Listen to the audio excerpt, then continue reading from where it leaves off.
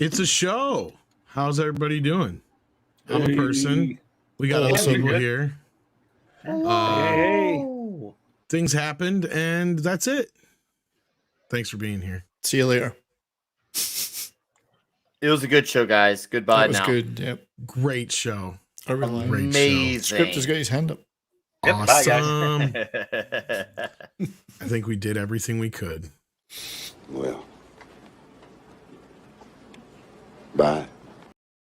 Did I ever tell you that great story about Steve Tyler and Aerosmith when they were when they were at the height of their addiction to smack?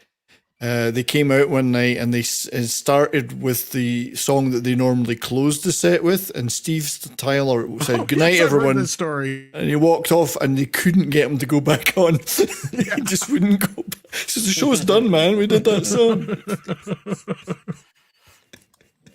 Yes, that's a famous story, yes. Yeah. Welcome, 70s rock fan, who I'm sure is full of more of those stories. Welcome to the program. How are you? Well, thank you, sir. I'm doing great. I've done an epic move across the Rocky Mountains. I beat the first major snow of the year by 2 days, which was great. So got over the mountains with a big truck. Nice. In our new house, and it's brilliant. It's now in the slightly less cucked province of Alberta. So still behind the maple curtain, but slightly less cucked. Yep, I know exactly what you're talking about. Speaking of Rocky Mountains, oh, sorry, go ahead. No, I was going to say we got 2 feet of snow yesterday, so it was welcome. My new neighbor said, "Welcome to Alberta." Welcome. And speaking of Rocky Mountains, we have a large piece of rock there on the end. Klobby, how you doing there? All right, man. Thanks for having me. Hello, everybody. The lovely Six was here a minute. Hello to Six, wherever you went. And she's in the background somewhere. Well, as long as she's here, we're happy. Good to see you, all my friends. And hello, chat. Great to see you. Hope you're all doing well. I seem to live in the streams. I can't stop streaming. Just addicted to it. Might as well face it, you're addicted to streams. Better than to be addicted to other kind of streams, though. Just don't cross them. Streams. Don't cross them. Although in Japan, crossing of the urine streams is a way of sealing a deal, or it used to be in medieval Japan. Probably still is. Let's also welcome the one, the only Script Doctor. How you doing, brother? I'm doing well. Been a busy day, but a fun afternoon, and can't wait to chat with you guys about all the happenings. Awesome sauce. And speaking of sauce and flavor, we have 32 flavors of Nick Weiser. Hello, Tom. Glad to be here. Script, Klobby, 70s. Nice to see all you fine gentlemen, and of course, hail to the mods, Goss of Wim, Six, D-Bud, and you find other human beings are mods. Hail to the chat. We got, it's going to be another interesting evening of topics to talk about. And, of course, a few people who just want to continue to chase some clout. So, yeah, let's get this show on the road. Yeah, indeed. Well, we'll see what we get into here. I don't know what else. We got Zontar in the house sending in a Canadian toonie already, though. Look at that. Thank you for that, Zontar. It says, video idea. Dun, dun, dun, dun. Explaining who owns Stargate. Well, I think that's... I believe it's MGM, but yeah, I'd have to go dig deeper into all the ins and outs of it all, but MGM is the ultimate owners from what I know of. Oh, I guess that'd be under Amazon now. Yep. But I think the original creator has something to do with it, though, too. Well, I remember it was under some Tropical I'm trying to think of his name. Well, Roland Emmerich? No, they were the original producer and director, but like the guy who wrote it and went on to make the series and stuff. The guy who... Oh, Dean Delvin. Dean Delvin, probably, I think. I don't know, whoever. But yeah, like, I don't know. Somebody... I know there was some talk of it coming back. And it was through Amazon, because MGM was in the process of being bought out. And they were going to go forward with something, and then they said, no, we have to hold off because of the Amazon deal. So we'll have to wait and see. I'll look into that, maybe. It's not Dan Lin. No, you're just throwing shit out there, Hamdinger. No, I'm pretty sure it's, I think, it's Dean Devlin. It'd be Canal Dean Plus, Devlin, right? Yeah. and Carlico Pictures would probably. Well, be I the don't even think production it's company Dean. that I think opened it's the other guy. I'm trying to remember. I just can't remember his name. It's somebody Well, who's the not only two involved with writers them were Dean guys. Delvin and Roland Emmerich of the original film. Was it really? Yep, Yes, that's it. they co-wrote They're it, the idiots Devlin that and did- Emmerich. They're the dummies that did 98 Okay, well then who Godzilla. was the showrunner of the TV show when it came on? Maybe that's who I'm thinking of. He wouldn't own the rights to it. He would just be the No. showrunner. It'd still be under Centropolis Films because they technically are the production companies. MGM was a distribution company, so they have distribution rights to it, which are probably under Amazon right now. But I'm pretty sure it's owned by Canal, Centropolis, and Carlico. I think Pictures. you're right. Yeah. Yeah, because like Gonzalo's saying Dean Devlin had nothing to do with the SG-11 series. And that's what I was saying. As far as I know, after the movie, those guys had fuck all to do with anything. MGM was just the distributor of the movie. I don't know if Because they had like 2 or 3 series after that. Didn't they do that They did. stupid 98 Godzilla movie? The two of them? Yep. yeah. And Independence Day. Yeah. They're 2-hit wonders, let's face it. Yeah. Well, I think I mean the Even though I kinda like Centropolis Entertainment, which is Devlin and Emmerich, they did The Day After Tomorrow, and they like disaster. Emmerich loves disaster movies, so Yeah, think if of he a can disaster blow up movie. a monument or something Midway. like that, he's all for it. Yeah, so they've got a bunch of White House Down is another one. Patriot. that springs to mind. Yeah. So he likes blowing shit up. Yeah. Actually, Yes. I do enjoy The Patriot, but I don't I think like it The was Patriot. I don't think it was a huge box office success. I was called it though, Lethal Patriot. either. But see, I also know it's like very historically inaccurate at the same It's kind of time, based on so- the Legend of the Swamp Fox type. Yeah. Yeah. I always think Emmerich should have invited Michael movie, Bay to join Centropolis Entertainment. Then they could have just blown the entire universe up in I was one going go. to say, I think the universe would blow up if they did that, but you said it. Yeah. Because we'd have Armageddon and Apocalypse all at once, yeah. and it'd just be... Yeah, but the TV series of Stargate wasn't Centropolis. They weren't the. That's what I was saying. They weren't the studio. No. I think MGM bought it like outright from or whatever happened to where people are saying Brad Wright in the chat. That name sounds familiar. Maybe that's what I'm thinking of. Jonathan Glassner and Brad Wright. Yeah, they that's developed it. They developed it actually for MGM Television. if I'm not See, that's what mistaken. I'm thinking is they've been the ones who have fostered it all these years. Well, and then, that's what again, I've it's a last distribution. heard. Yeah. That's a distribution contract, not necessarily a rights ownership. So No, you're right. Yeah. So but still, it's last I knew that one of those guys or both of them were still involved with because they were doing a revival, and then that got sidelined for now because of the sale at that time. So anyway, Yeah, I have 'cause I not think- heard anything since then. I wouldn't be surprised if Emmerich sold the TV rights to MGM Worldwide Television and under a Possible. contract. Because I know Sony got involved with it too. They were co-financers. They back in might the still day. own the movie rights because I think they talked about doing a sequel here a while back. They did. They wanted to bring Kurt Russell back for a sequel. Yeah, I was gonna say I remember that now. Those two guys accomplished something very few ever have. They made a movie that one of like only the 2 or 3 movies I've ever walked out of before it was over. That's Which an one? accomplishment because I usually stay. Well, Stargate? 98 Godzilla. Really? I walked out. It's such a piece of trash. I walked out right in the scene where they're in down in one of those corridors of the stadium, and they open up the door, and they're the little baby Godzillas looking like gremlins, gremlins and all that stuff. A buddy of mine stood up and said, "F this movie." He didn't use he used the whole word loud as he could. We all followed him out. It's like, this is not Godzilla. This is horrible garbage. Really? You didn't leave at I the will "that's a agree. lot of fish" quote? I will agree it's not a Mhm. Godzilla movie, but to me at that time it was like Morbius of its day. I loved it for all Yeah, the that's- wrong fucking reasons. I'm glad you didn't walk out of Stargate because I love that movie. I actually didn't like No, I'm Stargate a whole saying- hell of a lot, but I didn't walk out of it. I did not think it was particularly good, I but a was lot not of a people really huge, liked it. huge fan of it, but I liked it. I was I'm like, a Kurt yeah. Russell guy, but so I didn't really like that movie that much. But a lot of people did the 70s, so Yeah, I loved it. bad yeah. on me. Yeah. Then Goddess of Whim wants to know, Klobby, can I ask you a question? I'm sure you can. Yeah, of course.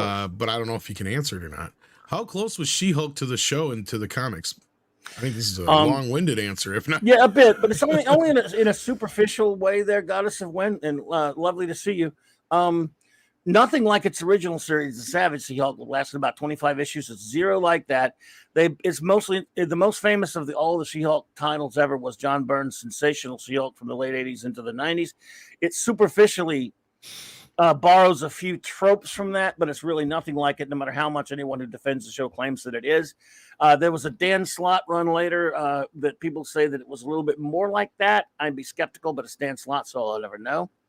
And it's I don't think it's really, other than a few superficial elements here and there, very much not like the comics, because first of all, the character of She-Hulk is fairly consistent in those later comics where she actually has a personality. She's dominant for the thing. You don't really see a lot of Jen Walters.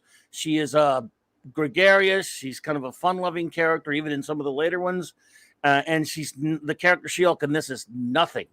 And I mean, not this terrible TV show. She's nothing like the She-Hulk characterization of any of the Byrne on up comics at all. She has no personality in the show. She's a downer. She's ridiculous. She's terrible. Well, and not only that, like there's some logistic opposites, right? Because I think you guys were talking about how in the comics at work she's not allowed to be the Hulk. In the show, they want her to be the Hulk all the time.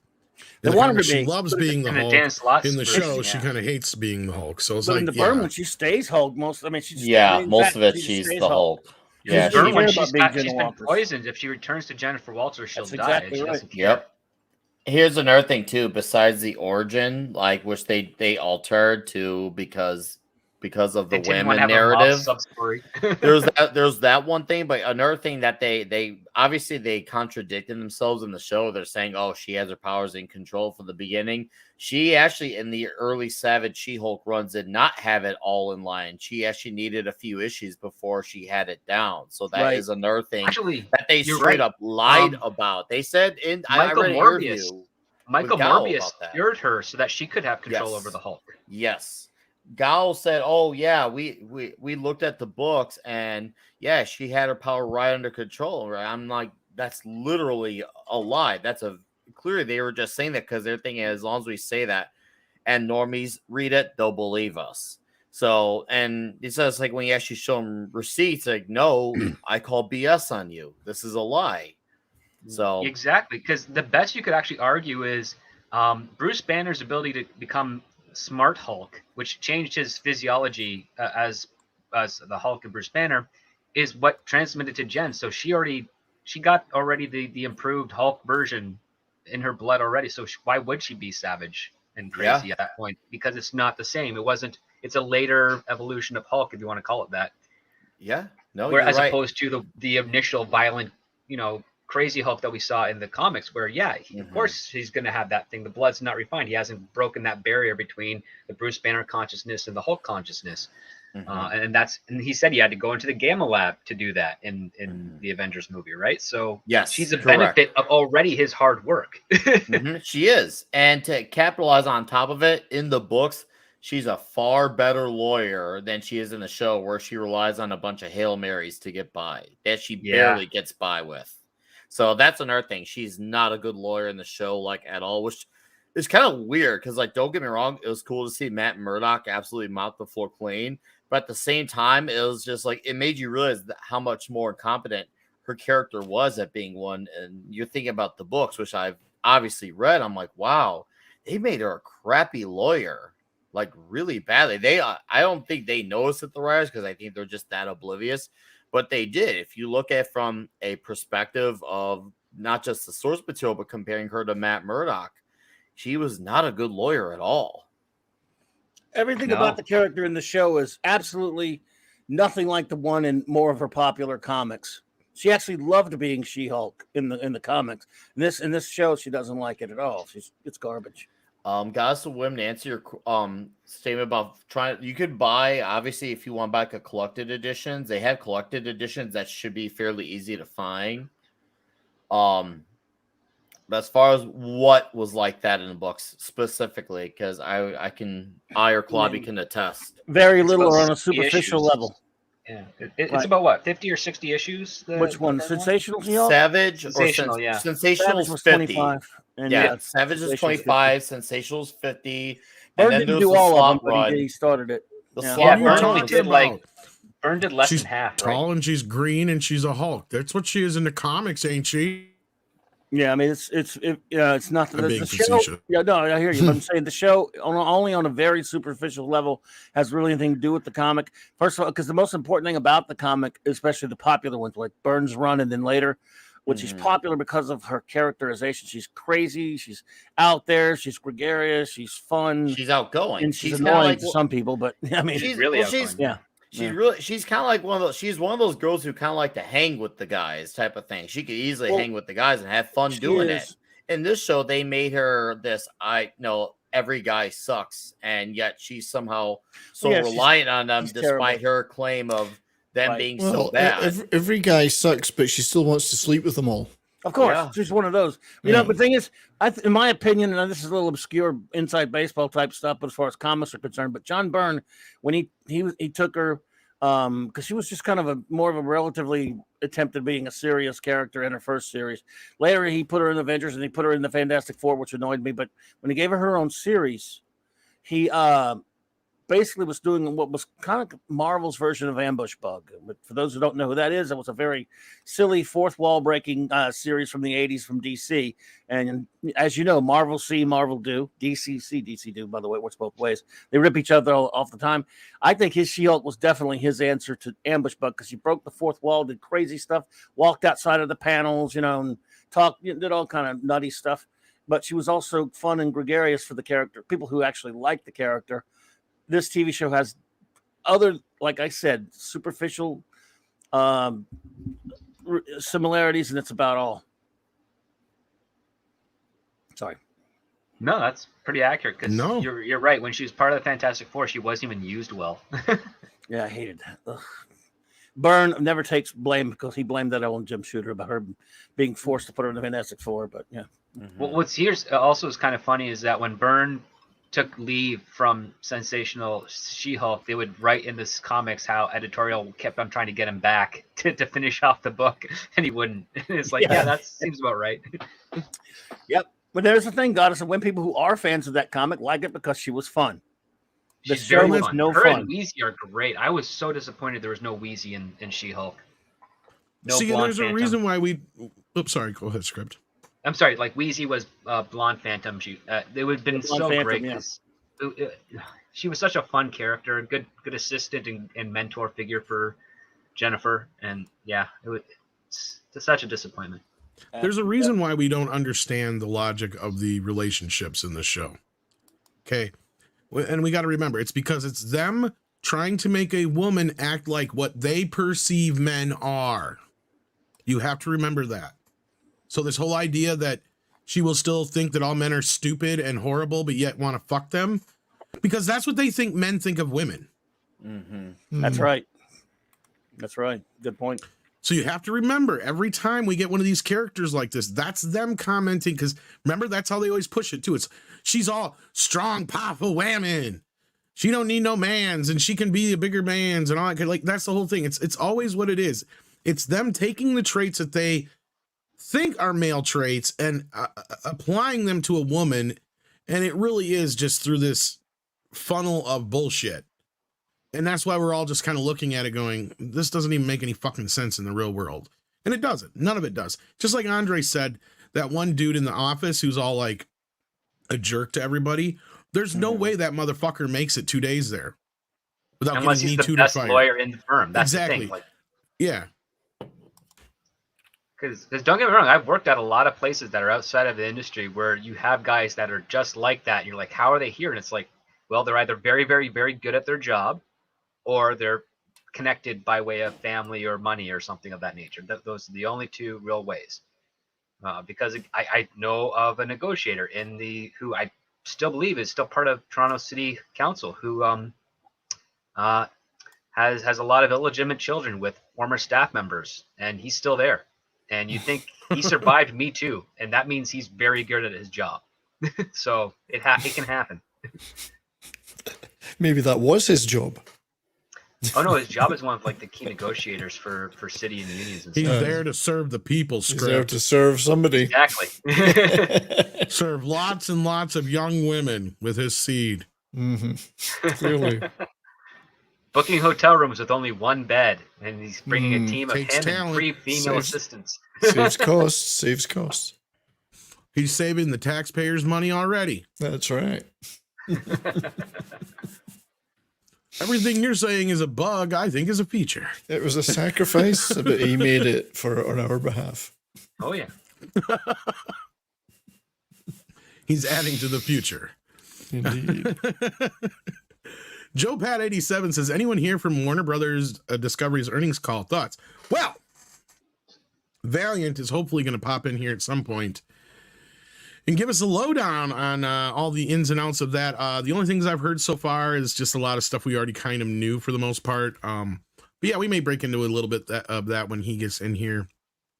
If not, I'm sure if... man. It was oh, did you? Well, go ahead and give Oh. us a rundown real quick. Well, as I predicted, Zaslav is talking about having a free outlet service that's ad dependency for existing and backlog content that people still watch. He was very much saying Yeah, that that's already been out the there. content of itself is not important; it has to be good. He threw a lot of shade under the previous WB regime because he says, and I quote, "We haven't had a Superman movie in 13 years or a Harry Potter movie in 15 years." Hey, You said my name. Which nearly caused me to convulse because I was laughing so hard I nearly choked on my own saliva. Script was in the chat, man. That was funny. Yeah, I was not just listening on your channel. I was on Zoom with some of my colleagues in LA. They were listening to it as well, and we were all bursting into laughter when he said that. So, speak of the devil, sir. You can complete the basic rundown. yeah. No, I mean, you definitely hit the high points. I mean, The only look, other thing I had heard that he hadn't said already yet was that Joker 2 was going into production soon, which we all knew. So yeah. Oh, Well, he said yeah. that, and he also said that Pattinson is still Batman, but he didn't say the Batman 2 is going forward. In fact, he talked more about the Penguin series, which, Yeah. and I've heard from 5 different people that the Batman 2 is not happening, but he might be a part. Robert Pattinson might be a part of the Penguin series. Wah, wah. yeah. Meaning he might be the Batman of, you know, That one the- season. that It's only season- been one season so far. Yeah. So they haven't gone any. Look, there's the Dave. I got exactly what I expected with Zaslav. Before you get started, just let me do this. I fucking knew it! Oh! Okay, keep going now. Sorry. It's all good. No, I was just going to say that there is the Zaslav that is reading from a prepared statement, as any CEO in his position on an earnings call is expected to do. Something that is probably written by general counsel and the CFO, in this case Gerner, to make sure he stays on track, doesn't say anything that's too, like not letting too many cats out of the bag or saying anything that isn't approved or they didn't file publicly in the report.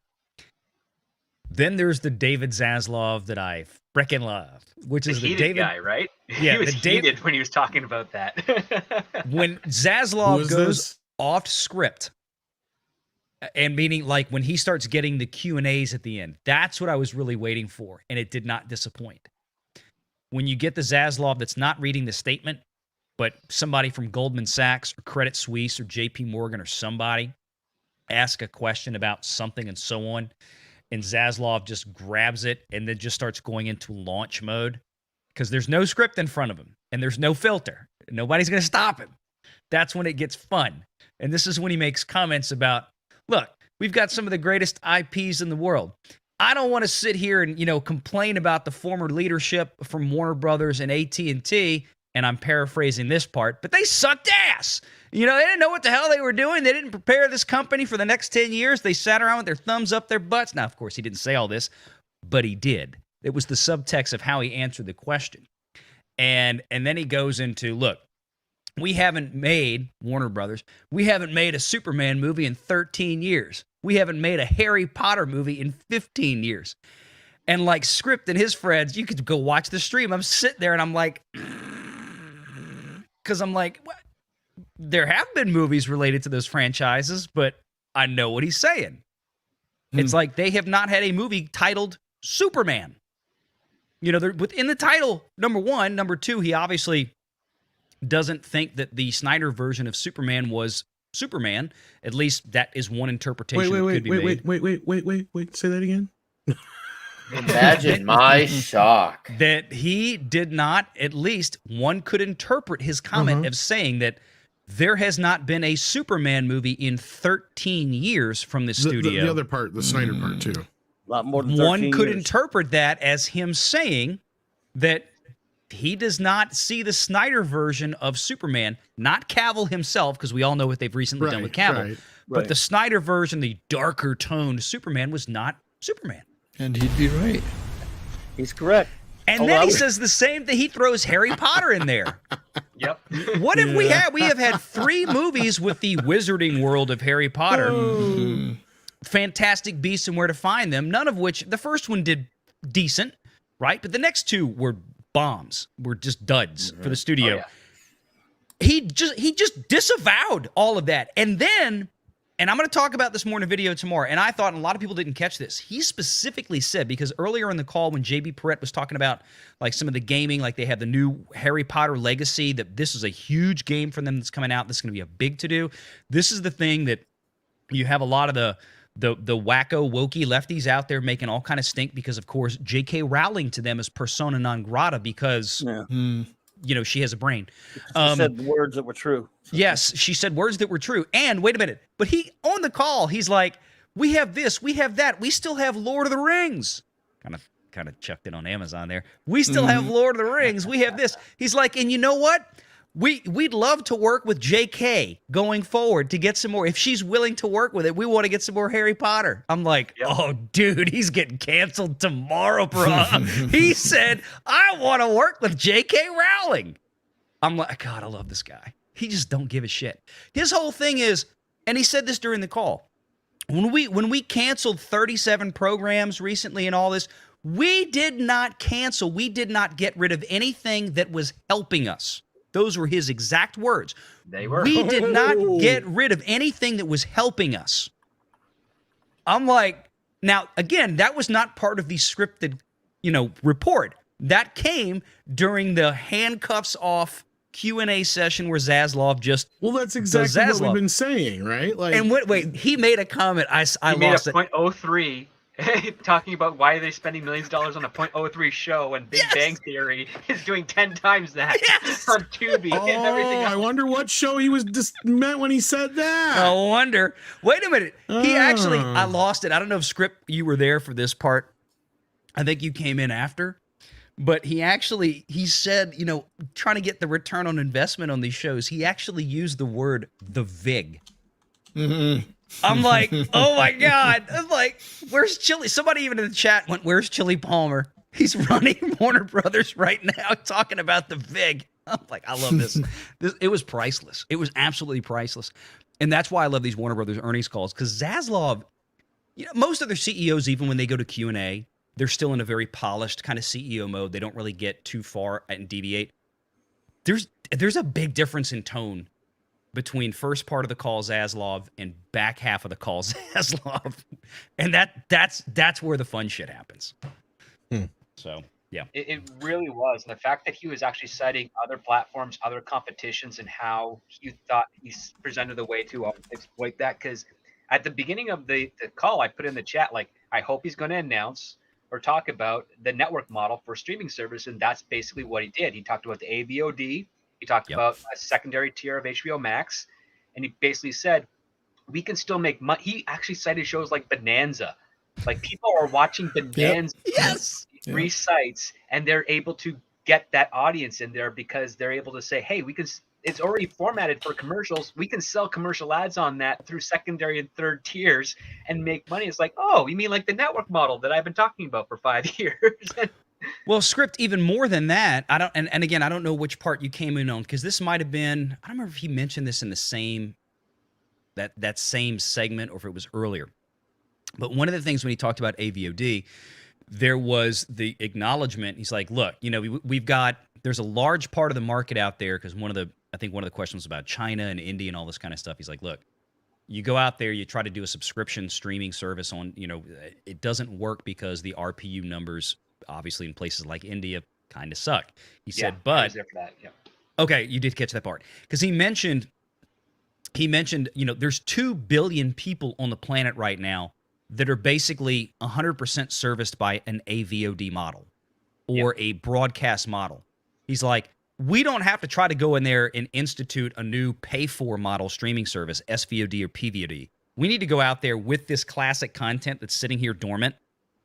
80% of the stuff that might be floating on Discovery Plus or floating on HBO Max, for example, that is there, that's good content, but just like Netflix or anybody else, it's just not getting watched. It's just sitting there. We can take that content, put it on a totally free system with advertising, with traditional advertising, and launch that into these foreign countries like India and stuff like this, where we basically have little cost. We're not making a whole bunch of new content. We're putting on desired existing content onto an AVOD platform. That's the best way to maximize efficiency with that library that right now is doing nothing for us. Exactly. It's essentially him licensing it out and then collecting ad revenue on it. And then because he can stamp it with an HBO Max or an HBO or a Discovery Plus brand at the start of the show, he can actually get any customers over there when their system is paid for over there to sign up for it for any new stuff that they might be wanting. So he's basically using the backlog catalog as commercials for the current streaming service platform, but it's not dependent on it, which means he's still able to collect as much revenue as he wants from those existing shows. Anything that's been on HBO Max for like 2-3 years would go to that free platform and still garner, especially if it's an ongoing series, still garner new interest into the show, because either they gain a subscription or they don't, but they still are able to sell the commercial ads there for the highest bidder because people are watching it. Mm-hmm. Yeah. Take Game of Thrones right now. Brilliant. Take Game of Thrones right now. A lot of people are going back and watching Game of Thrones because of House of Dragon. That is going to dwindle now that the season is over. Take Game of Thrones, throw it on AVOD. And I think I even said this during the stream, kind of towards the end when we were doing Super Chat catch-ups. And I was like, that's the perfect kind of thing. Same thing with Netflix and Stranger Things. Take the first couple of seasons of Stranger Things. Throw them out there on a free service, because there is going to be a lot of people that have never been exposed to that because it's always been behind a paywall that will watch it with ads that will generate revenue, or third-party licensing that will then come in and go, well, shit, I want to sign up for HBO and Netflix now because I want to see what happens in the next season. Yeah, You'd have to put an awful lot of ads in seasons 6, 7, and 8 of Game of Thrones, and then it might make more sense. The ads But that's a great idea. Why not? I mean, Game of Thrones, it might reach millions of people who've never seen it, wouldn't even watch it otherwise. But it is a high-profile, expensively produced product. Why not put it on that AVOD? You're absolutely right. Well, guess what model that follows? Not just the network model, but the syndication and affiliate model as well. That's right. Yep. It all comes full circle, right? It's like Scripps said before many times, like we've talked about. It comes back to the advertisers, maximizing your library of content, producing revenue. And this is why they've been looking at it. Netflix is going to have to look at this. The difference with Netflix, of course, is that they don't have, I was going to say anywhere near the experience, but they have zero experience when it comes to advertising. They're just now getting their feet wet. And like I said during the Netflix earnings call, kudos to the Netflix team, because the CEO, the CFO, all those guys, they're very upfront about it. Like, look, we don't know what we're doing. This is new to us. Give us some time. You know, we've got a great product. We're still figuring out the advertising thing. And they were very candid about that during the earnings call, which I thought was really, really cool. Yeah. Most CEOs, people in that position, would try to sit there and basically just pump a bunch of bullshit at you. We got a great team. They're like, he said, no, we got a crack team of people here that are trying to, put this together. We're going to figure it out. Give us time. They all need to go down that route, because it's all going to have to get back to ad-based stuff, and if they put these kind of dead libraries out there, they need to generate more money. And this is what Zaslav was talking about in the call when I said earlier, when I started this, about, the guys at AT&T and the former Warner Brothers team, I don't want to piss in their cornflakes, but here, let me piss in their cornflakes, saying that they did nothing in the last 10 years to prepare this company for the next 10 years. And that's what he's saying, is like, we're trying to do all this stuff right now at one time because the former leadership just failed miserably. Paraphrasing, but that's what he said. Well, here's the other part too. He actually, you know what? Because Zaslav is relatively new to this form of entertainment, he probably heard the phrase that I have said many times, is that there's no such thing as a dead franchise.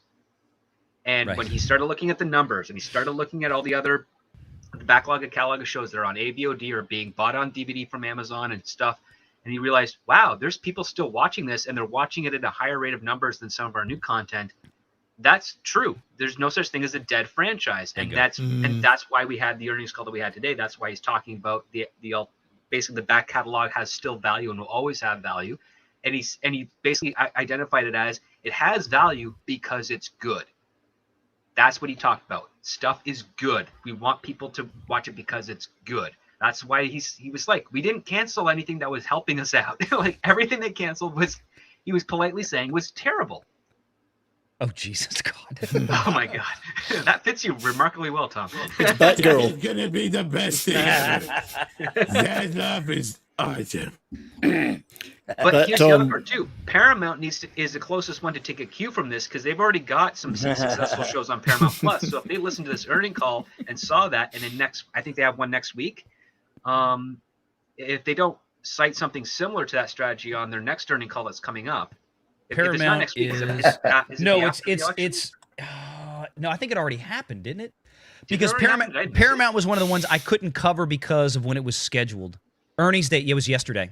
Oh, okay. So It was yesterday. It was I thought yesterday it was morning. next week. Yesterday morning at 8:30 a.m. Eastern. I did not have the time to do it, and it's always because it's like AMC theaters. I want to cover one of their damn calls, but once again, they're running their call at the same time as Disney's on Tuesday next week. So Right, I gotta. Disney's was Tuesday. I thought Disney's was yesterday. No, and no. Paramount was next week. Disney's so I got is those- on election Paramount day. was yesterday, yeah. Disney wants to have their earnings call on election day so they can bury it. Yeah, pretty much. The parks like will be to- great. Everything else sucks. Here we go. I'd like to ask Bat Tom, do you have a copy of the Batgirl movie? Bat Tom? No, I don't. I don't think anybody wants to watch that thing. I hear you're in it. That's right, you're in it. Yeah, aren't you? you're in there. That is complete bullshit.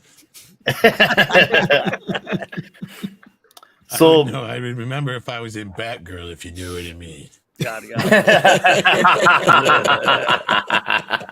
By the way, She wouldn't remember, but you might.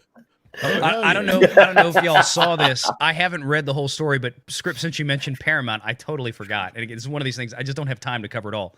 I don't know if you saw this about Les Moonves.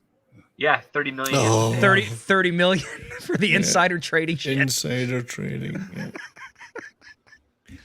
Yeah. Isn't there some other scandals lingering around that no one can talk about with him? Of a I'm personal sure there's some nature? out there. Is it the old either a live boy or a dead girl thing? The kind of, there's rumors. There are rumors. Yes. Who knows? Who are we talking about? Les Moonves, He's a creep. Les. Oh, yeah. who got hit garbage. yesterday with this $30.5 million fine for insider trading. Good. He's a piece of trash. Yeah. I always Very think Les Moonves sounds like a 1960s lounge singer. You know, Like that It came out the does. same day as the damn earnings report. It was kind of funny. He is the garbage that gave us Jar Jar Abrams, the destroyer. That's the guy who gave us right there. That's the guy responsible for putting him, in charge of one franchise, which led to others. So yeah, the franchise he hated. he didn't even care about. Yeah, he's Well, I think 70s right. Les Moonves does sound like a lounge singer, He does. You know. especially from the 60s. very crappy. Star Wars. Yeah, we're going to talk about lighting up my fire. Come on, baby. I'd say it's a Bill Murray character on SNL. That's right. Yeah, So- he is actually. Star Wars. Yeah, somebody said- Yeah, Which one is it that we own again? yeah, that Star one, whatever it is, Where's Star our money something, for this one? It's Star something. Wars. Star Wars. Star stuff, whatever. Yeah.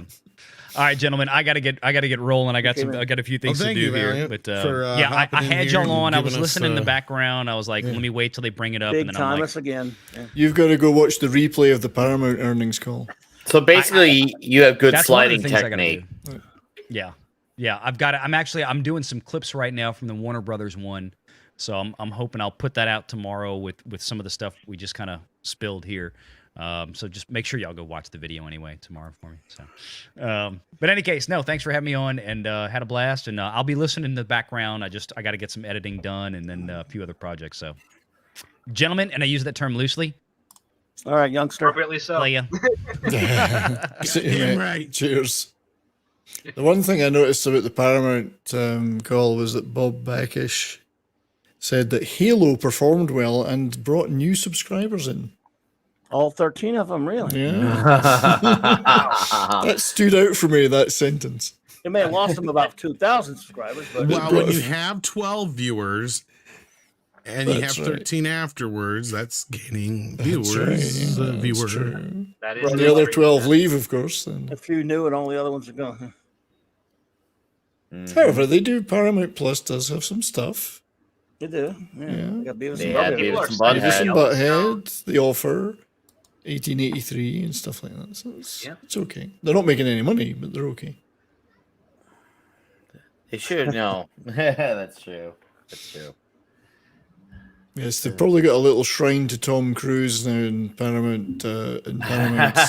Paramount's executive boardroom, a little Tom Oh, they Cruise have shrine. for the Thank last you, Tom. 30 or- Thank you, 30, Tom. 40 years now, That's but right. yeah. Thank Well, I you, mean, Tom. yeah, they've got a little Taylor Sheridan statue that they're building next to Tom Cruise. That's it's gotta right. be half his fault because he's gotten smoked in like 5 of their I shows. heard they're just repurposing the Eddie Murphy one for him. So, just changing the head. yeah, just Oh, that's changing out funny. the head. It's like, why is he dressed like Axel Foley? Don't ask questions. That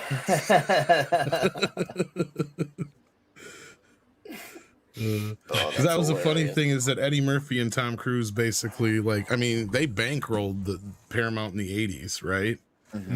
They were Pretty much. basically the two reasons why they were pretty much the biggest studio at that time, besides Star Trek.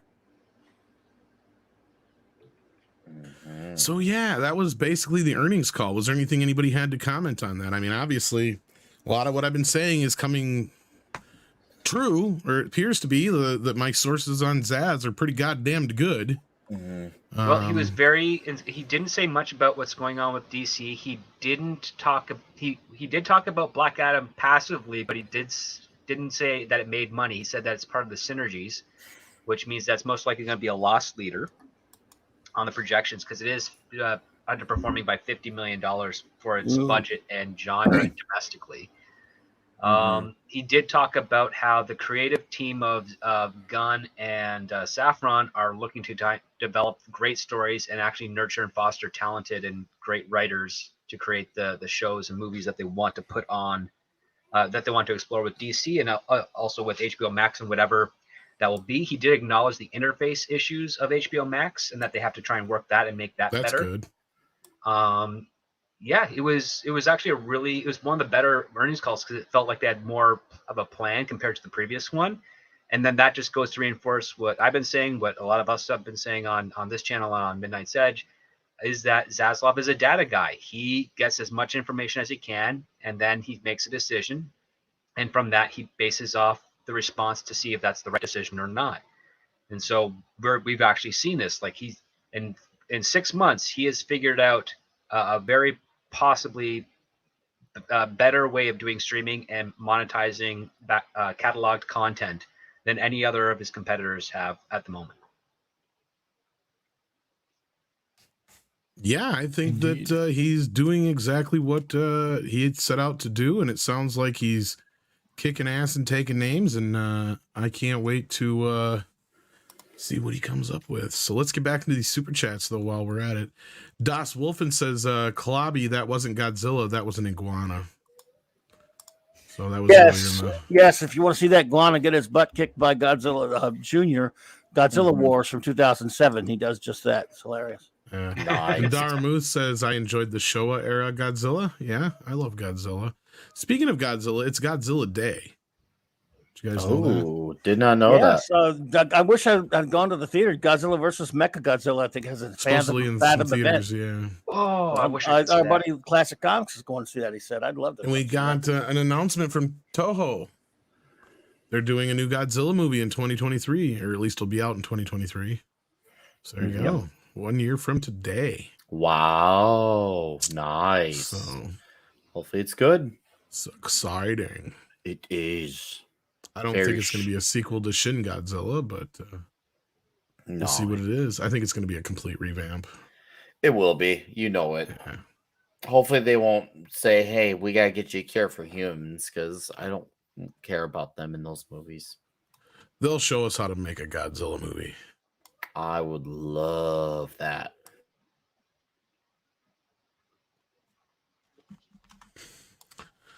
All right. Well, was there anything else? I guess Six is pointing out that he did Zaslav did mention in the call. He mentioned that Flash, Shazam, Doom 2, Dune 2, not Doom.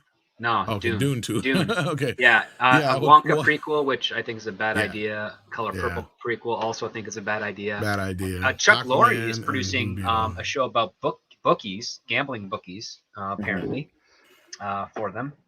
So that's probably going to do well for the first season and then tank like creatively wise.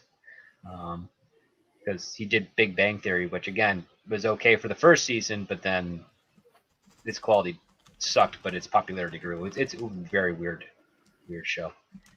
So yeah, I don't know if anybody else had anything more to say about that, but yeah.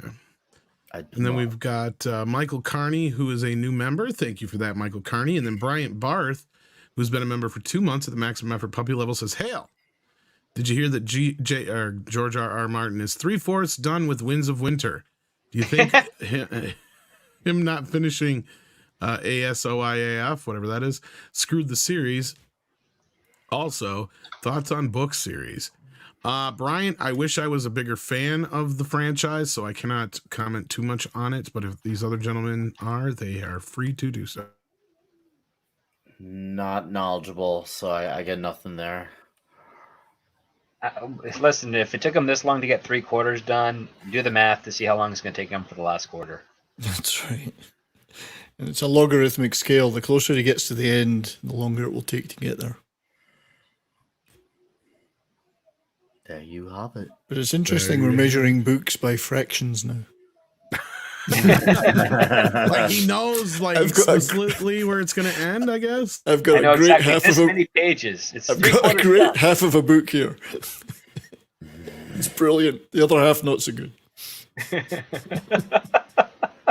That reminds me of whenever they do a 2-part episode on a show, and you can tell like the first episode and the second episode are always written and directed by 2 completely different people, and because 9 times out of 10 that first episode's great. Then you get to that second episode, it's like, did they even fucking watch the last one? Right. Oddly enough, they probably didn't, because they broke down the 2 episodes separately, and they probably broke down the 2 episodes as a team, and then one half went off to write the first part, and the other half went off to write the second part. And they probably did the one thing that they're supposed forgot to do the one thing they're supposed to do, which is, hey, can I read your script and then so that you can read mine and we're get on the same stage. I've even seen it on movie levels aside from modern day. I'm talking about like back when, like I know this is really obscure, but Puppet Master 4 and 5 were shot back to back like that, like a A and B TV show. And it's like day and fucking night. It's like, did the people who made part 5 even watch part 4? I mean, like, what in the fuck is going on here? But yeah, no, I see that so often in those shows, and I can see that happening. Script that can explain that. Waltman forces Gracie. I think DC films should have main female heroes. Zaslav, thanks for the feedback. Pay $8. Also confirmed 4K employees to be fired from Twitter. That's the high definition employees. The 4K. Actually, I think I was supposed to do this in a Grace Randolph voice. So, I think DC films should have main female heroes like Supergirl, Batgirl, okay? Zaslav! Oh my god. Oh, shit. He's like, thanks for the feedback. Pay $8. Also, confirmed 4K employees will be fired from Twitter.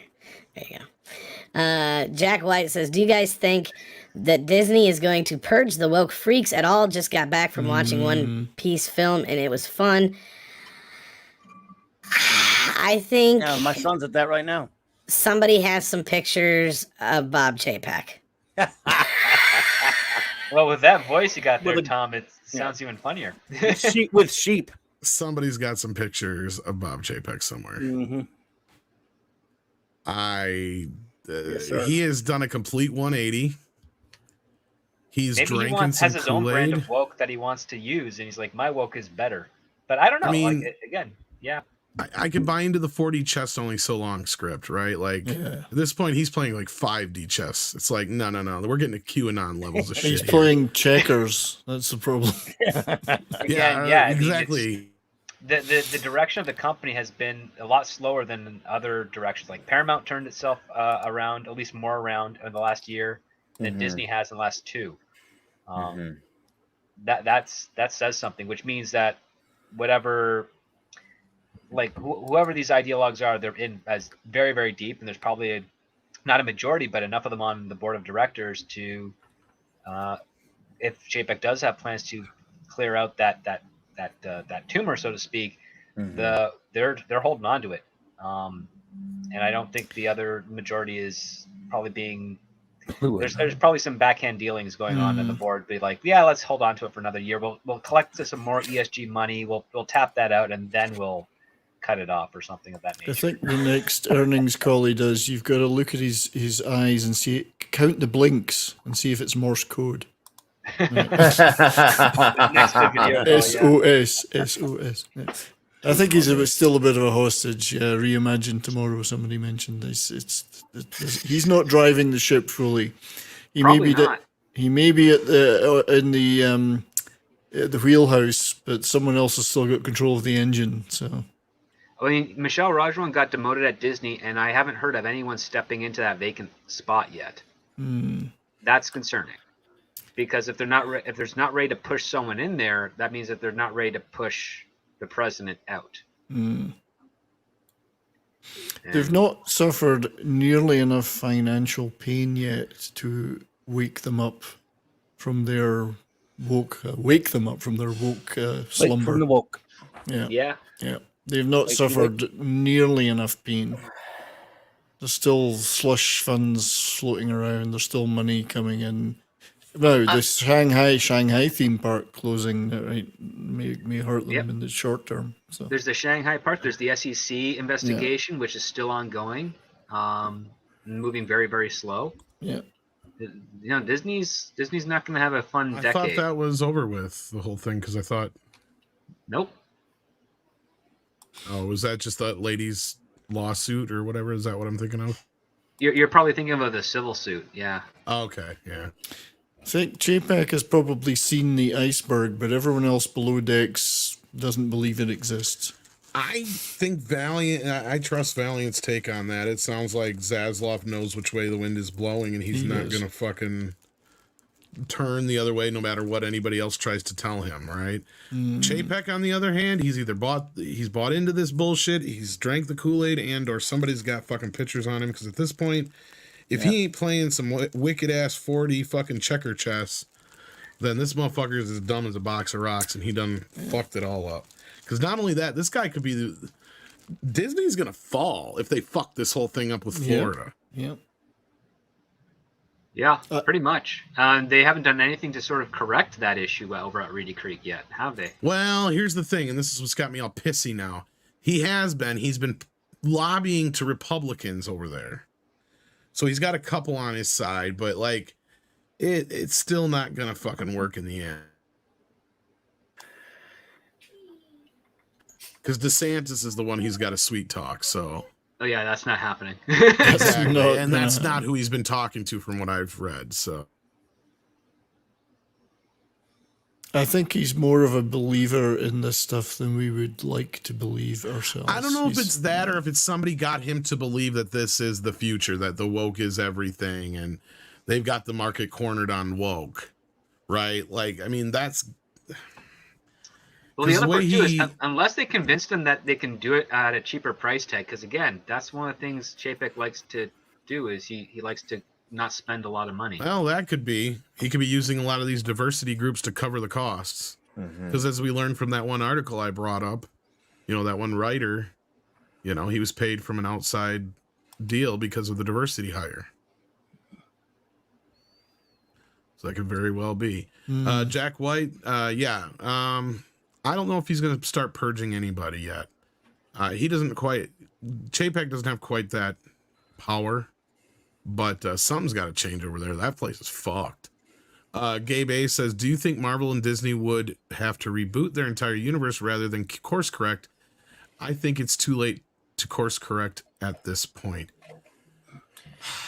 No, Marvel is a malleable enough franchise that a few more good movies and they'll be back in it, right? Yeah, Disney as a whole Getting is a little close to different. being too late. I agree. It's We're It's almost not. there. it's not totally ruined like the way Doctor close, Who man. got revamped, but it's definitely a lot closer, like Lobby said, than it is farther. Like they're gonna need they're gonna need more than just a Hail Mary. Like they had their past with Spider-Man, and and I don't know how stuff like Werewolf by Night did, and I don't know how the holiday special, which does look good, by the way. I said it before and I'll stand by that now. That did look good. And Wakanda Forever. That is gonna be. I think that's gonna be the ultimate. Well, that's gonna be the ultimate key. decider of how That's this a is gonna key. be. Because Yeah. if Black Panther cannot, be sustainable, like to the point where it's concerning, I think that's where they better start paying attention to their numbers. Because I feel like they're paying attention, but they're not taking it seriously. They're probably just thinking it's just like a small phase where they're making less money. But I think Black Panther would be the official red flag. Oh crap, we need to start doing something different. Yeah. Well, they'll have to figure it out sooner or later, because I mean, they could swing it around with a few good ones, but you're right. At this point, I think Klobby's right. I mean, they've had down times in the comics where the stories sucked and they revitalized it here and there without revamping everything. But no, well, the other part too that's kind of Sweeping lucky reboot. is the other thing that's they're kind of lucky with in regards to Phase 4 is the characters they introduced. The origins of movies are so poor and terrible that they're easily ignored. So they could bring these characters back in, say, Phase 5 or 6, and if they're well written and if they're better performed, you would then basically say, yeah, you don't need, from Black Widow to the Eternals and then Doctor Strange 2 and Thor: Love and Thunder. You don't need to watch those films because they're completely inconsequential. They don't contribute to anything overall. They're this black hole of suck. Yeah. And you just go from 1, 2, 3, 5, and from there, hopefully. But again, we don't know for sure. It all depends on how well, the official, I guess, the Ant-Man and Quantumania does, because that's going to be the first. Technically, really the first Phase 5. That might be the beginning of the end too, because they're going to put a lot of dumb stuff in there, and it's too much. They just announced what they're doing to Wonder Man, for God's sake. I know he's obscure and all, but that's just another symptom of they don't want to change things. Their FF's going to be horrible. Their X-Men's going to be horrible. Yes, technically possible right now to save things, but they have no intention of changing. Oh no, I think what'll kill it is Fantastic Four, just like what happens all the time. Fantastic Four is the most difficult franchise to do on media and get people hooked into. That might be the breaking point. You're not wrong. Yeah. Is it sad that this would be the time where you want the Fantastic Four to be the killer and not the hit because of that? Like usually, I'm like, almost be funny. X-Men and Fantastic Four can bring them back from the brink, but Script's right. At this point, I don't trust them with Fantastic Four, and I really don't see them hitting out the park with X-Men, especially when you got Chapek and other people are supposedly saying, "Oh, there's too many white characters in X-Men." It's like, are you fucking insane? Well, Chapek just said a few days ago that we still need to make diverse stuff to reflect the world we live in, and that was a few days ago. The world he lives in. It takes a look at numbers. That's 75% white people in America. So I'm trying to imagine that. Okay, what happens if I take that line out of context? I don't see nothing about him turning the ship around with that type of logic. No.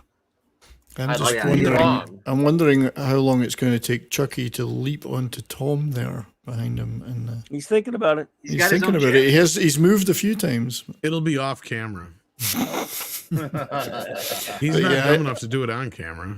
I think they're going to utterly destroy X-Men. That's just my awful. It's going to be bad. Yeah. But Terry Alonso already said that X-Men is problematic. Their words are outdated. They're not all men. They're the same moronic garbage. Nothing's going to change. Yeah. There's a reason why they keep saying the mutants since 2019 at SDCC. Merely 2 months after Endgame had dominated the box office, they said it right then and there. They slid it on really quietly when they're saying mutants are coming. No, I was telling people that I had heard that throughout the offices they were not allowed to call them X-Men. They were supposed to call them the mutants, and I had posited that when Disney takes over, they'll probably call them the mutants and not X-Men. And everybody's like, "Oh no, you're crazy. How could they not call them X-Men?" I'm like, "You just watch, wait and see." It's because X-Men is too problematic. That's like the thing. Go ahead. Go ahead, Clubby. I was gonna say, like they're saying in the chat, I hope they call it X them just to show how stupid they are. Oh man, please. Well, they No. could be X ear. That would be it. X ear. At this They- point, X them. I'm begging them to do these things. Oh, I hope Yes, me too. I'm cheering them on.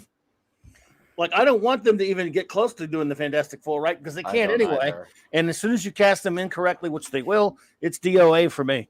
Really, all know there's only one person in the universe qualified to make a Fantastic Four movie. Only It's one. you. That's me. That's right. That's right. It doesn't But I matter that think- I've never made a movie before or anything. I'm still the only one qualified. Rebranding X-Men to the mutants will be one of the biggest mistakes in movie history, in my Okay. opinion. Oh, it will. Yeah, you're right. Oh. I hope that. Look, I'd give them if I had like $1 bazillion, I'd pay them to make an X them just so I could see that on a movie screen and laugh on a movie poster. That'd be the funniest thing I've ever seen, and it would be, of course, the end of civilization completely. Yep.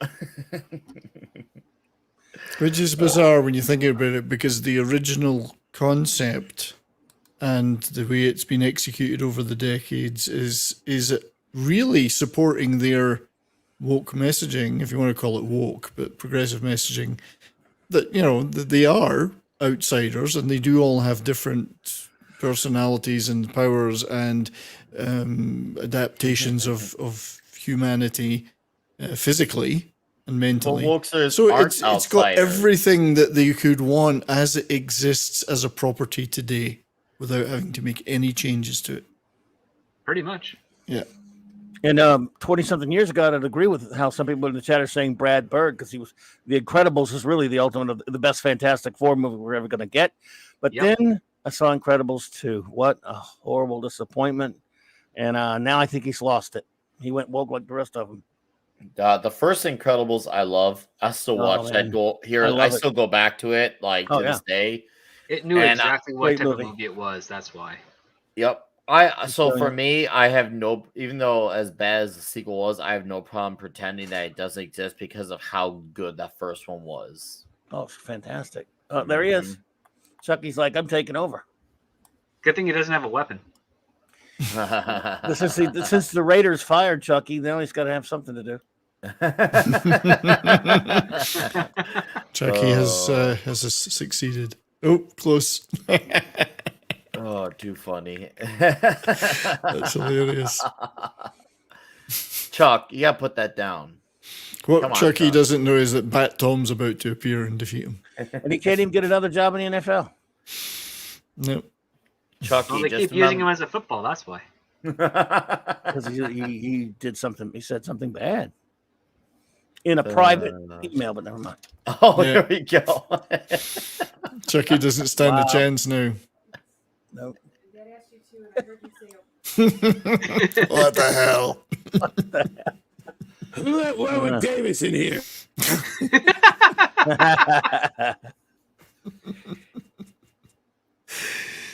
You know, Tom, you could be making a few actual videos like this, you know. Just script them a little.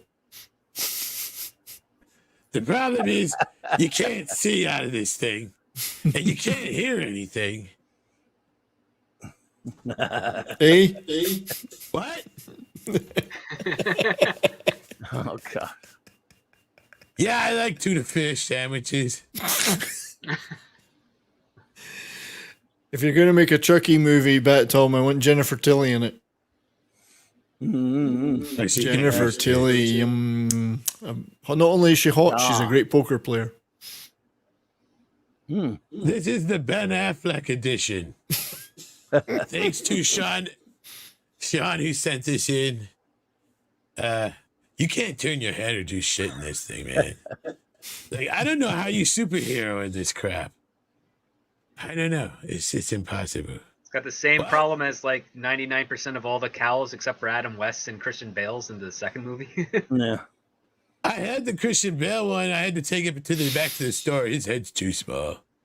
It's Oh, way good too for tiny. you. Good for you. Good for you. This one just barely fits.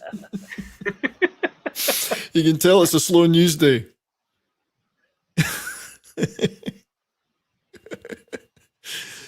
That's funny. Anyway, that out. We could talk about the Evil Dead Rise. Did Evil we Dead get a sequel. trailer yet? I know we got an image yesterday. No trailer, but just an image. Yeah. Well, just we did an get image. a trailer of Christmas Story. If you want to check that out. Cool. Cool. Do it. Do it. Hang on, I gotta find it here. I didn't have it ready or nothing, you know. Several That would minutes actually later. mean I would be prepared. Meanwhile, back at the cave. Yeah, right. What? Hang on here. I got 5 pieces of candy. I got a chocolate bar. I got a quarter. I got a rock. I always wanted a rock.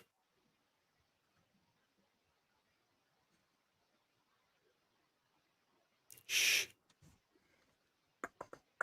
Am I still mic'd up? Yes.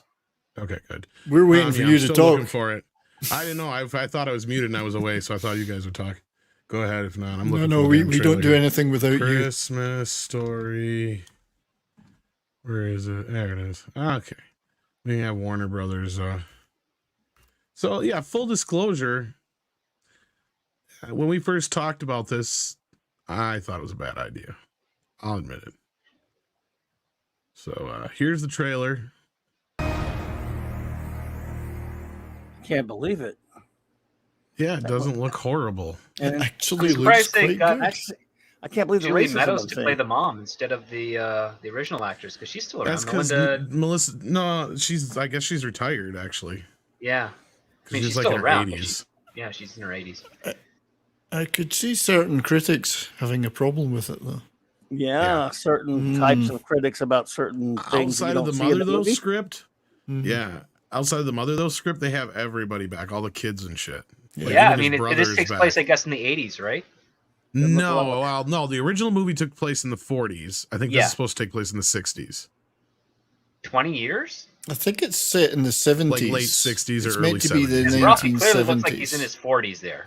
Yeah, it's definitely somewhere in that era, probably early 70s. I think we figured math wise, because I think the original movie is like 1948. It takes place in. But I think it's 1940s. I think that works. That timeline works. I mean, the actor. So I think it might be like is the- 68 is what I'm thinking. The actor's the right age, I think. Billingsley is. Well, actually, he'd be in his 50s. He's 10 years older than me. That's the thing. So I think they're going to fudge 10 years somewhere here. Okay. Yeah, little kids. Yeah. It's. But that's fine. They can play him 10 years younger than he really is. That part's not a problem. But No, that's not a problem, yeah. And it's. Yeah, actually, I mean, it might have looks been pretty earlier than good. that, because as Marx points out here, Little Orphan Annie was only on from 1930 to 1942. I know the first one takes place in the 40s because we looked it up the other day. It Then just she says became. 1940s, though. Then she became larger Orphan Annie. After that. Well, if it takes place in, say, 41 or 42, that would work with the radio show. And if this takes place in the 70s, early 70s, that'd probably work out to him being his late 40s, early 30s. Late 40s, mid to late 40s. Yeah, but it actually does look quite good. Yeah, nothing here says nothing is specific. Just says 1940s. Yeah. Establishes a time frame as the late 30s. However, yeah, a lot of the stuff had to be the 40s because of stuff that was in it. So, Well, they don't have anything regarding the Second World War, right? So. yeah, yeah. And this is the same director as the Christmas Chronicles. Am I right? Excuse me. Placatus. So that wasn't a bad traditional type Christmas movie. I'm trying to remember. Does Peter Billingsley actually sound like that, or is he trying to sound more like Sam Shepard? That's a good question. I don't know. Because that's the thing. He would technically be around the age or whatever we would assume he was telling the story in the first movie. Like, this movie might even start with him telling that story to his kids or something like that. Who knows? I doubt it, considering some of the jokes, but you know what I mean? It clearly has... Or is it Gene Shepard? I'm sorry. Did I say Sam? I'm sorry. Gene Shepard. Sam Shepard sounds different from that. Sam Shepard. Sam Shepard, yeah. He's a different Shepard. Yeah, I know. Actor and playwright. I thought you said Sean. I'm like, no, Gene. I was going to say Sean. it. I'm like, wait a minute. It's too many Shepards. I'm interested in doesn't sheep, look you see. I have horrible. this thing about sheep, so... I did get the first movie this week on 4K, so Yeah, I guess I could give that a spin and watch this on the 17th. And yeah, it does kind of feel like a National Lampoon's Christmas Vacation remake. It does have some of those vibes to it. I don't know, Script Doctor, you're like the hardest critic of all. So, Oh no, I dug this trailer. It felt like there's something to it, and I like the fact that, he's trying to fill in the role of his dad when he's visiting his mom and gets in over his head. I like the stakes of that. I like the fact that's a different type of responsibility. It's probably going to be a story where he better understands his father than he ever thought he did, because now he has a different level of set of responsibilities that he probably didn't realize he had prior. Because it's like he's out of his element now. He's back home with his mom in their old house, trying to do the best Christmas, and he's probably had many successful Christmases prior to that on his own turf, and now he doesn't have that home turf advantage anymore. So I'm curious to see how that is. I do think some of the quips that they have are funny. The child labor line, that seems like something that would have been said in the 80s or 70s, though. Like it's too funny for it to come in the 60s. It's a 70s set movie. It is 70s. According to all the blurb. Mm-hmm. Okay, then yeah, All that makes more sense. Yeah. Yeah, I'm interested in that because that is the era when I was Born. No, Born. a lot early in the 70s. But I remember those Christmases, so it'd be interesting to see it from that perspective. It's the first ones I remember. too, by the way.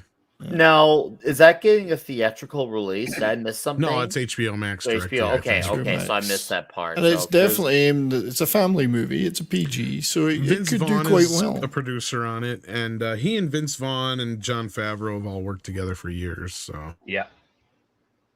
I'm actually kind of looking forward to it. Like, it's got some potential. It actually might be decent. Like, obviously, you're not going to measure up to the greatness of that first movie, but it looks like it's watchable and has potential to be something worth talking about. So we'll see. Mm-hmm. Yeah. And we got some more super chats here. Brian Barth actually asked a question: where did Zack Snyder go wrong by directing the film in the first place? Being born. Oh, sorry. As much as Superman. As much as I hated everything he says, he went wrong by taking the gig. He could have done, if they'd given him a Batman film, it might have been a little bit different. But, when first thing out your pie hole is, I think Superman's a dork and I really liked him and never read his comics. That's all fine and good. Just shouldn't be given the gig. He should, like some directors would go, well, I don't think I'm the right fit for that character. But he didn't have that in him. He's just an asshead who tried to bend the character to his will rather than respecting what the character is. Yeah, and then Mecha J points out here with Chapek, he's one step forward, then two steps back. Yes, just like Paula Abdul and MC Scat Cat. But you would think it would work out because opposites attract, and it ain't fiction, just a natural fact. Anyway, Jack White says, I feel I should young pop star there. Remind everyone that there is a group of pension funds and investors that are planning to sue ESG companies, so that could be another factor for the end of woke, hopefully. Well, that's interesting. We'll have to see how that pans out, too, yeah. Then does this dress make my ass look big? Says, how about some love for Bambi versus Godzilla? Classic short from 1969, available on YouTube. Actually, we watched that here a while back. I remember that. The great Marv we Newland. introduced Six to it because I don't think she's ever seen it before at that time. Yeah. Marv Newland. Mm-hmm. It was entertaining. But anyway, anything else going on? I would just like to point out the writer of A Christmas Story is Nick Schenk, and he's written films like Gran Torino and The Mule. The newer one, yeah. And Cry Macho and so on. So he's got a good track record. So I think they've clearly got the right people for that movie, and they are trying to do a proper family Christmas movie. I thought it looked pretty anti-woke. Yeah, it doesn't look... If you notice a certain thing about the cast, I mean. Yeah, I don't think it's an irony-laden, satirical subversion. Let's put it that way. Sorry, Yeah. just had to say. Okay, no, you're good, evidently, according to something somebody found, 30 years after the first one is set in the 1970s, but I bet you it's going to be like a loose thing, kind of like with the first one too. So yeah. But anyhow, we'll see. What else we got going on, kids? Oh man, it's a slow world out It's there. pretty slow. I But- don't know. Not much going on. Yeah, I mean, obviously we're gonna have some news to talk about next weekend with that movie, but I think that's pretty much we're at that calm before the storm. We're at the calm before the storm. Oh, the Blockbuster show dropped on Netflix today. Ooh, The what? what's that? Oh, that started today. Oh yeah. Yeah. Did you watch it at Oh all? right. No, I haven't watched it at all, but the promotional, Jeff, the rookie critic, tweeted out Yeah, a bit of that. I saw and, that. Yeah, that still image they released has a lot of glaring errors to it. Yeah. Because I worked at Blockbuster Video during high school and college. It's one Yeah. of the many part-time jobs I had, and just seeing that is like, no, if those two are the manager and assistant manager, they wouldn't be wearing that shirt. They'd have to wear the blue one, like the light blue one. Yeah. The males had the yellow twin stripes across the chest. The females had the zipper collars, and you can't expose your midriff without getting fired. it apart. Because between the two of us, I've Yeah. run and worked at enough video stores, and Now, here's the other part too, because I know in Canada, the retrieval system was based on their account number or their last name, not their phone number. Phone number was all the competitions. Was it like that in the U.S.? Could you do it with the phone number in the U.S.? I don't Trying think to so for remember. Blockbuster. I think at Blockbuster you had to have a card because that was like the whole thing Yeah, I about had the to have a Blockbuster card. card. You needed Remember? the card or your name. And it was a both to number, and it retrieve was- the account. You couldn't do it with a phone number. They wouldn't let you. I don't think you Oh, could you had do to it have with a a phone card. number. They might have you use that as like a verification, like if you didn't have your card. But yeah, they were real sticklers about you having your fucking card and not giving your card to other I people. remember that. Yeah, because Pretty you could sure bring it up was your the account same. with your. You could bring up your account with your name, but once you pulled up the name, you would be asked your phone number, and if you didn't say the correct phone number, they wouldn't rent to you. Because Yeah. they knew you were. Yeah, they were real sticklers about that. Even Movie Gallery was too. Yeah, because that was, and the reason that was is because so often when a tape would get broke or destroyed, the first excuse was, "Oh, I never rented that. It was so and so under my account." Yeah. So that shit, yeah, was the reason why we always had a big deal about all that. So Script dropping the Blockbuster lore, like showing us just how. Dude, I have so many stories. When you could record on a not a smartphone, it was with the old flip phones, so you could record video on that. I had people coming in with their spouses or friends videotaping themselves saying, you can rent to this person under my account. I give you permission. We're like, no, Yeah. that doesn't qualify. Sorry. No, yeah, we had the family deal where it would only work if like you had parents, and then even then, like we'd have to have them fill out a deal where if like it was a certain age kids, like are They they had able to secondary rent names this? on Are the they rented account, that? And yeah, on the yeah. account was one of the things. 1, 2, yeah, like 1, 2, and 3 secondary user accounts. But Yeah, you usually get it had to be a Mondays, kid under the age of 18. Yeah, sorry, Yeah, guys. movie shipments would arrive Wednesdays, and you'd have a week. You have to get them ready for Tuesday. So you have to watch them in that week, and then get them set on the. They had these Xerox print off what's called the mag, and that's how you like organized your new release wall and all your video sections, which was a basic stock inventory, was the BSI. Like this is how much I can remember from 20 years ago. And they had the BSI packages, like 3 for $4.99 and 6 for $8.99 and 12 for $12.99 or something of that nature. I can't remember. Previously viewed movies, previously released movies, confection deals, customers coming in to rent with gashes in their head, bleeding. Whoa! Well, you'd see some weird Blockbuster was customers a in a video very- store. Like Blockbuster, working at a video store, or working especially at a Blockbuster store, you got some weird people. Well, and I coming work in. for Movie Gallery and AKA Hollywood Video, so we even got some of the weirder folk. Because I remember Hollywood Video. I had friends in Chicago who worked for Hollywood Video. Because for those who don't know, the real difference between all these, between a mom and pop shop and the brick and mortar type rental stores, is none of the brick and mortar stores would usually handle porn. That was usually the one difference, the main big difference, other than the quantity, right? But Movie Gallery, they would go into this gray area and they would get like the Skinamax level, sometimes a little bit more racier type porn. Like they would get like the Playboy videos and certain things like that that are borderline, not quite porn. The softcore. We found exactly, yeah. The store manager that was promoted to the district leader before us ended up ordering like the softcore stuff, like Virtual Girl. And like I remember that one did a lot all the time from like teenagers. But see, that was Movie Gallery and Hollywood's little like leg up on Blockbusters, that we would at least have those little bit racier ones. But I'll tell you what, when I worked for the mom and pop shops where you could actually have porn, that was usually it didn't like rent a lot, but you had steady customers. And they were the weirdest motherfuckers in the world. Or unsteady customers sometimes. And you know more about those motherfuckers. Exactly. And you know more about them than you want to know. I remember going to a Blockbuster in San Francisco in I think 2006 and looking around at their new release wall and finding the porn pirates there, but the one version that had all the porn cut out. And I'm like, how did Blockbuster head office allow this? That's how they did. And that's probably why they did that version script at that time for Movie Gallery in Hollywood and Blockbuster, so they could put it in those stores because they knew they wouldn't allow it any other way. So. Oh, yeah. Like the dynamics of the show, I'm wondering is like, will they remember the positions? Will they have a character that has to be the active seller, which is the most annoying job on the floor? We have to wander around, talk to customers as they're browsing, and try to upsell them on popcorn and other movies and new releases. I have a feeling it's going to be Scrubs meets Clerks. Oh, that's to be honest with you. And that's not right, because you're right. Video stores have a different kind of atmosphere. Like, Randy is probably one of the closest things I've ever seen in a movie that's closest to an actual video store employee. Like Quentin Tarantino is a good example. I worked with those guys. Hell, I was those fucking guys. Like if I knew certain customers, I couldn't get away with certain things. But other customers, certain ones, I'd be like, they come up with shit, I'd knock the shit out of their hand. I'd be like, get that fuck out of here. Come here.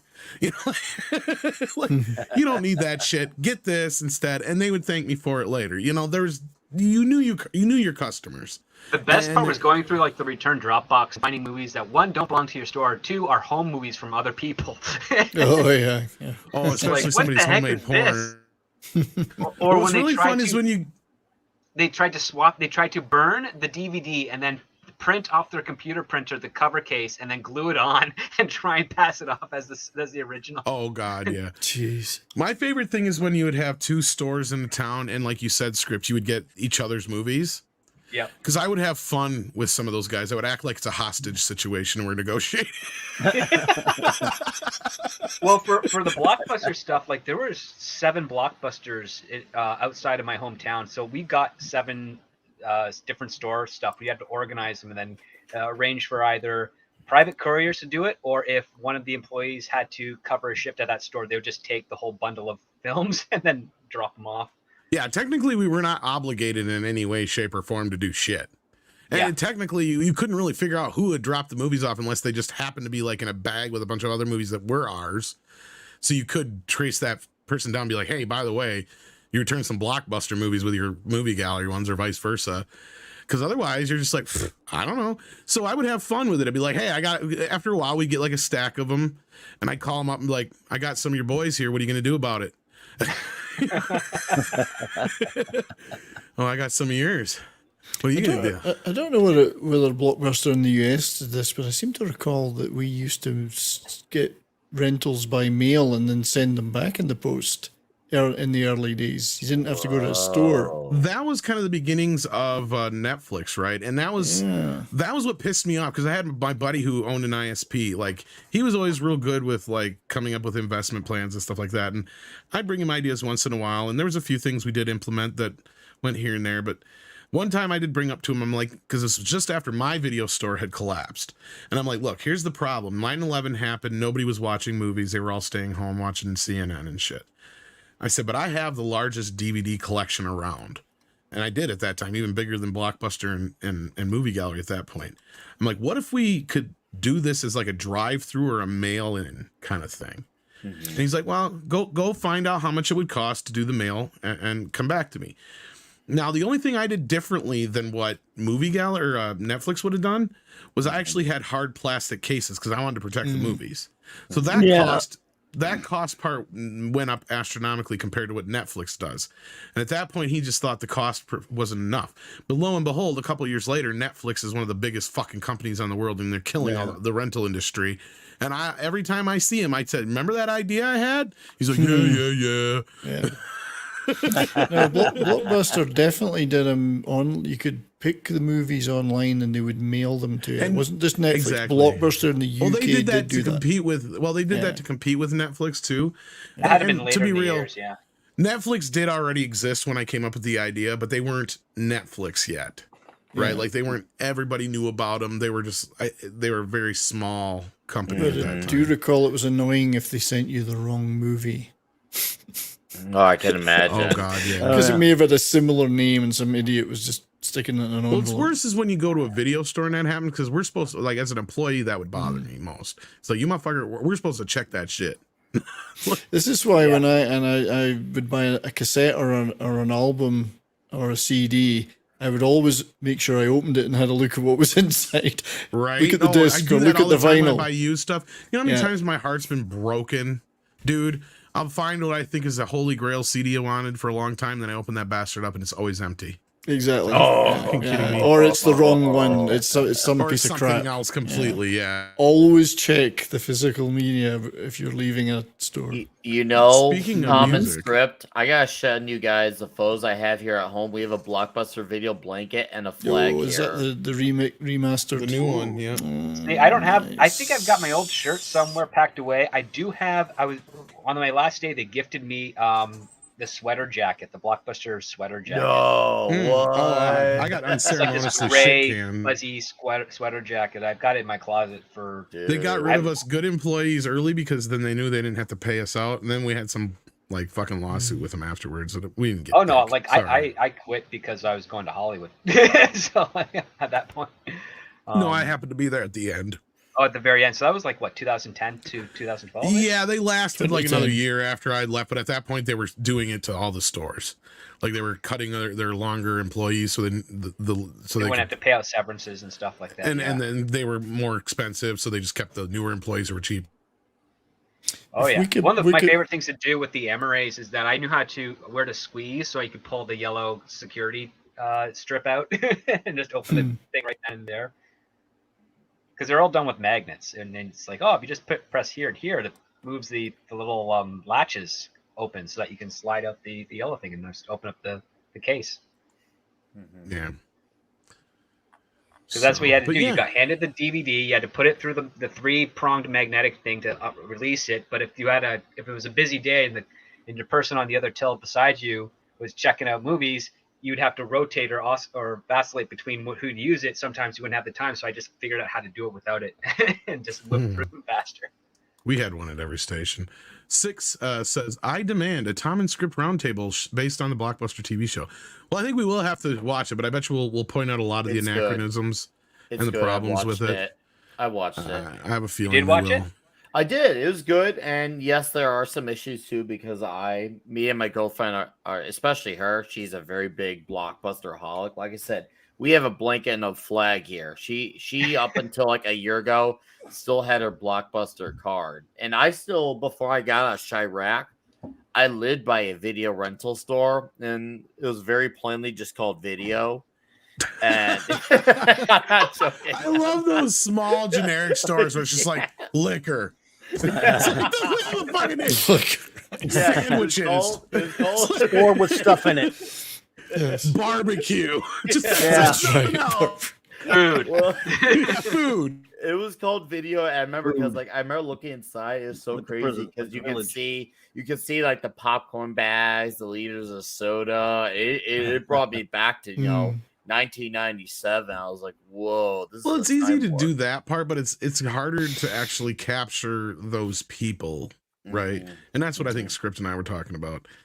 Because, Clerks, that captures the life of, because I worked in clerk retail. That's pretty accurate. I've watched Waiting because I've worked in the food industry. That's pretty fucking accurate. I know most of those guys, or I was one of those guys. And that's the thing here is I'll be able to watch this and Script and I will be able to go, yeah, that's a guy we knew, or that was me. We'll know. And if we can't find those people, then we'll know that there's a problem here. And this is just basically, like I said, it's probably just some scrubs in a retail show. So yeah, we'll see. But it sounds like you liked it so far, so that's a good thing. And Six paid $20. Thank you so much for that. So I think we're almost obligated now. Kind of like a table dance. Jack White says, how bad will it be for Disney when Winnie the Pooh starts acting like his hero Mao and starts killing people left and right? Well, I had a bad day. No honey around. Oh, bother. Oh, Hillary. Piglet, can you hand me that clip?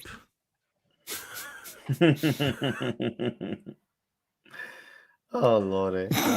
Where's that grenade? I know it was here somewhere. If that voice isn't used in the horror movie that's coming out, I will be Oh, disappointed. bother. The wonderful thing about Tigers. Tigger's the wonderful thing. The wonderful thing about Tigers is I'm the only one. Yes, I can do most of Jim Cummings' voices. Like Darkwing Duck. Yes, Jack White. Yeah, I saw they dropped, I think, another trailer for that. And that comes out, what, February? I think it Probably. is the Pooh movie. And now they're working on the Peter Pan one with Dr. Peter Pan Hook. horror. I was gonna say, does it take place on Epstein Island? Well, that's Neverland, I guess, right? Well, I mean, Captain Hook did have a thing for little boys, you know. Lost a hand. I got molested in the little boy's room.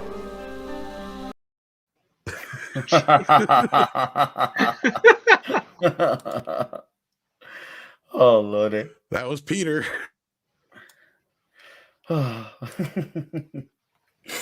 Running from Captain Hook. Oh, Peter. Poor Peter. Well, you know, Captain Hook is going to be like a murderer or something with the hook and all that, probably. Yeah. Killing Oh, all you the know Lost it. Boys. Of course. It's got to be. I want to see an actual Peter Pan mix with the Lost Boys, like the vampire Lost Boys. Like he's fighting them or just having fun with them? Whatever we come up with. I'm just all for this idea. Peter Pan and the Lost Boys. Yeah. Exactly. I got yelled at. That joke was too dark. I'm sorry. Oh, No. bother. It was just. I hate it when my knife gets stuck. Whoa. Nah. Oh, it's stuck in the bone. Stuck it in the bone. Oh, my tumbly is rumbly. Piglet, what if I eat your face? Oh, Piglet. I need a Tom version. I need a Tom version of all I'm these sure characters. it tastes like bacon. You're making it sound like a good time now. I'll redub it when it comes out. Jack White says, I was talking about the current head of the CCP. Oh, yeah. Oh, yeah. That guy. Oh, yeah. The guy we can't talk about. Yeah, I know who you're talking about. Another show, another place. Yeah, later on tonight, they're talking, they might get to that level of politics at TNT, right?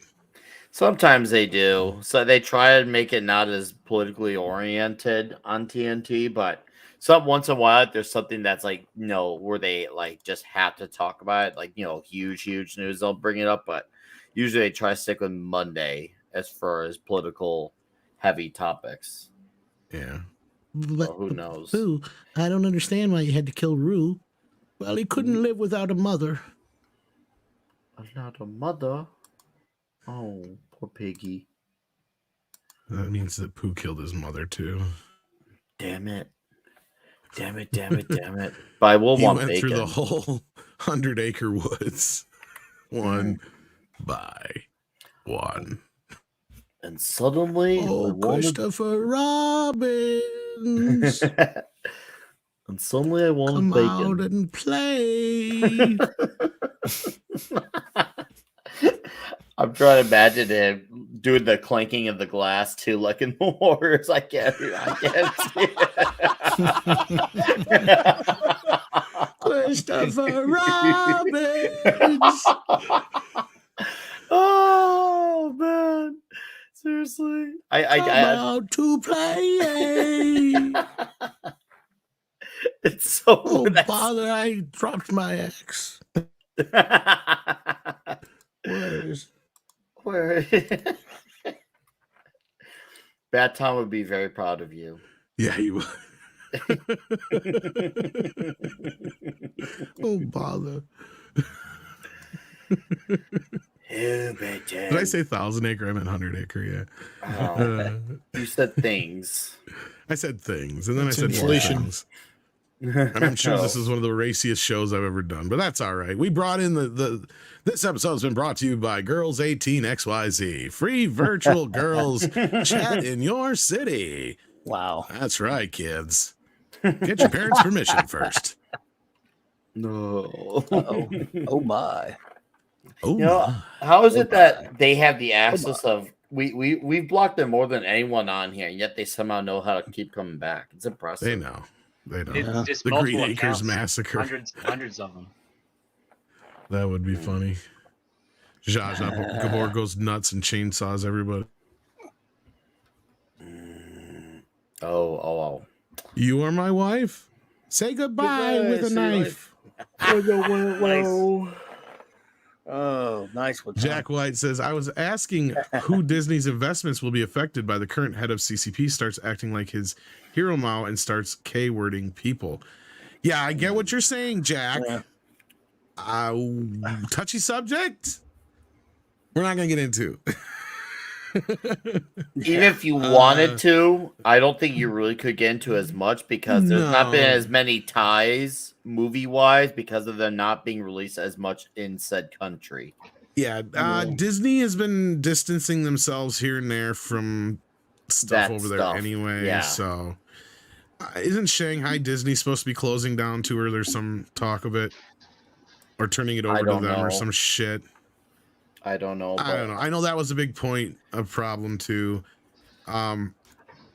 At this point, they're going to have to start divulging themselves, Jack, or they're going to risk looking even worse than they did with the whole Mulan shit. Mm-hmm. Yeah. No, I wasn't trying to ignore your question, Jack White, so much as it's a touchy little subject that I didn't really want to get too deep into. Yeah. Yes, it is. So, but yeah, all it can do is really not help their reputation any more than it has. So, but we'll see here because I believe doesn't Black Adam open up in China here this next weekend? Oh, does it? I didn't even know it was out in China yet. Well, Black Adam is this next weekend. Black Adam opens in China, and they'll probably Warner Brothers will probably collect maybe 30% of those ticket sales. Wow. If they're lucky, but it's going to be interesting to see because I bet you that's going to trounce all over Black Panther if Black Panther gets released there. But I mean, like again, China takes so much money from the box office. Yeah. It's going to be a bragging rights thing, is what I'm talking about. Pretty much, yes. 100%. Yeah, because there's no way they're going to make any money off it. But yeah, but no, like Black Adam's playing strong. That's Disney is looking, and Disney's not looking too hot going into the winter. They better fucking hope Avatar does well. And did we even talk about that trailer yet? Because we did get a new Avatar trailer. And I think we talked about that in the morning show anyway, so we don't even get into that. But yeah, like at this point, Disney doesn't have shit for the rest of the year other than what's their Pixar movie that I think they're dropping directly to Disney Plus, isn't it? The fantasy one. I can't remember the name of it. Strangers? Is it what something is it? Strangers, something. Strange World. Strange World, yeah. Doesn't look very good. Yeah. So they don't have much coming up here. You know, with all the constant moving over their Pixar originals to Disney Plus, it makes it just look like they don't even believe in their originals. It's like they'll do it just to say, "Hey, here you go. You got your originals. Here, go watch it on there." Like, and how are these things ever supposed to be like a franchise that can take off and get a big whole new audience if you keep giving them the secondhand treatment of the streaming network? I'm not saying that you can't be good because but you're right, Nick. Stuff that comes out on streaming. There is, of course there is. But if you really want there to be new things that people can talk about, people like having the big screen to talk about. Hey, I remember the time I saw this movie and now look at where it's at now. You can't do that. Like, I truly do think maybe a movie like Soul may have done decent at the box office, Well, had that come out on a theatrical release, but we'll never know because they keep putting these things straight to stream. And if you notice, they've done a majority to original content, not the already legacy-based IPs. well, and you got a point there, Nick, and this is what I can't understand. Now, Strange World, whatever, it probably sucks, so I'm not talking about that. But Disenchanted, as Jason brings up here from Sci-Fi for Me TV, Disenchanted and Hocus Pocus 2 are two examples of, if I was Bob Chapek, I'd be going, why aren't we releasing these theatrically? Yeah. Because Hocus Pocus fucking trended. I asked that when I first heard about it. I'm like, wait a minute, this is going straight to Disney Plus? That's fucking stupid. That is one of their hottest live action properties of the 90s. Yeah, it didn't do great in the box office. If they released Hocus Pocus against Black Adam, they probably would have crushed Black Adam for that. You're not wrong, Script, especially over Halloween. Yeah. Right? And Disenchanted is another one where that one actually did very well at the box office. And that motherfucker was huge on video. Not only did little girls like that movie, but 30-year-old women loved that fucking movie. So right there is a huge built-in audience. Those are two blockbusters, or at least decent money-making hits they could have had, and then had been even more attractive to Disney Plus viewers. Because guess what? They were theatrical releases premiering on Disney Plus. But no, instead they're dropping them directly on Disney Plus. And I'm kind of disappointed with Warner Brothers. Like, I can't believe Zaslav didn't push Christmas Story to the theaters. In fact, if I was Paramount right now, if anybody from Paramount's listening, go ahead and steal this idea. I don't expect a goddamn dime. But if you're smart, you will add 10 minutes back into Top Gun 2, Maverick, and re-release it in theaters against Avatar this Christmas. Yep. It'll make a killing. I know they won't do it because the whole Spider-Man bit and all that business, but guess what? I think Top Gun could actually pull it off. Yeah. Yeah. I have to actually go. I just got a phone call. So no, sorry, that's guys. fine. We're gonna wrap it up here anyway. But, take care, Script. Check out Script's channel. Thank you for being here, brother. All right. So with that, we're gonna wrap things up here. I think that's a good place to do so. Since we're all caught up on the super chats and Script had to take off like that. Clobby, what do you got coming up here? Well, in about an hour, I've got Claudia's Clubhouse with Raquel and Mark, of course, and I'm going to have a lot of fun. Got usual stuff. Raquel will have probably some more classic old science fiction movies to tell us about. Mark will have some toys and stuff, and I'll bring the comics part. We'll just have a good time with the audience. So, and of course, Saturday Night Star Trek. Wow, I like it. Thank you. I wouldn't expect that, but thank you so much. And that's over there in Clubbing Times. Awesome. So Six sent me a DM. What's up? New Godzilla. Yep, we got that one. It's coming next year. Lord Kamina is also a new member, I think. Thank you for that, Lord Kamina. New Godzilla movie coming next year from Japan's Toho. Let's see here. King of Monsters will roar soon again. The Mighty Godzilla celebrated. First domestic Japanese Godzilla flick since the well-received Shin Godzilla. The new project remains untitled, with Toho keeping details on the Mega Monsters return below the water for now. They revealed, though, that the film will be directed by VFX artist turned director Takashi Yamazaki, and who has helmed everything from Doraemon, film installments, to the sci-fi action films like Space Battleship Yamada in 2014. There you go. There's the update on that. The rest of it's just fluff. All right. Well, thank you, Six, for that update on that. I appreciate that. And also, Lord Kamina, thank you for being a member for 7 months. I appreciate that as well. And we also had Michael Carney, who's a new member at the minimum effort puppy level. So I'm going to give you a sticker here. We've got minimum effort puppy. Where are you at? And while I'm doing this reminds me, Mikey, I hope you're feeling better soon, buddy. And same thing for Six. Get well. And Mikey is going to be away for a little while. So dang it. I want to say a lot, but I can't right now until he decides to. So But hopefully he'll be doing better soon, and we'll see him back sooner than later. But we love you, Mike. Take care of yourself, and also we love you, Six. Take care of yourself and get better. Yes. And okay, she just wanted me to make sure I caught the milestone. Thank you, Six. But yes, take care of yourselves, guys. And Nick, we got some things coming up here, don't we? Yo. I'm not gonna be on TNT tonight, but I might not be. I'll see. I got the comic shop show tomorrow. Klobby's a part of that as well. So shop will be back up and open for business tomorrow night. And yeah, of course, I host Toxic Tuesday. We'll be having a skip week next week because of midterms, but we'll be back the week after for From Russia with Love. And I've got a few more comic book videos I'm working on currently. So keep your eyes and ears open for that. And of course, you can find me with the Dix Division Monday and Tuesday next week. But yeah, of course, here on MEAD as well. So thank you for having me, Tom. Thank you to the mods, Six, D-Bud, Goddess. If I missed any of the other mods, I apologize. First names come to mind. But yeah, always an entertaining show. Nice hearing a blockbuster conversation too. So that was absolutely awesome to listen to.